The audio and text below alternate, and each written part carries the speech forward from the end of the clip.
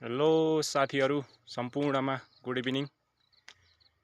म चाहिँ अहिले इभिनिङ वकमा हिँडिरहेको छु, सिडी चढिरहेको छु। सक्नुहुन्छ सबै, तपाईहरू पनि सबैजना सक्नुहुन्छ भने बिहानै मर्निङ वक गर्नुहोस्। सक्नु हुँदैन समय मिलाएर इभिनिङ वक भए पनि गर्ने गर्नुहोस्। यसले हाम्रो स्वास्थ्यलाई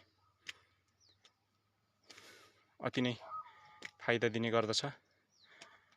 जीवनभरि स्वस्थ भएर शरीरलाई स्वस्थताका साथ जिउनका लागि वक गर्नु अति नै लाभदायक हुन्छ भनेर हाम्रा विज्ञहरूले भन्नुभएको छ।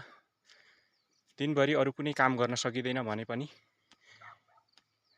वक गरेर भए पनि आफ्नो शरीरलाई सधैँ स्वस्थ र मस्त राख्न सकिन्छ। म विगत लामो समयदेखि इभिनिङ वक गर्दै आइरहेको छु र मेरो अनुभवले पनि के भन्छ भने इभिनिङ वक गर्न लागेदेखि म पहिला हल्का बिरामी भइरहन्थेँ।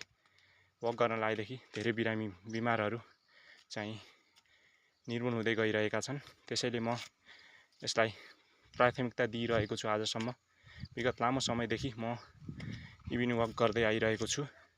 त्यसैले सम्पूर्ण साथीहरू पनि सदाका लागि स्वस्थ अनि हृष्टपुष्ट रहनका लागि इभिनिङ वक गर्नुहोला भन्दै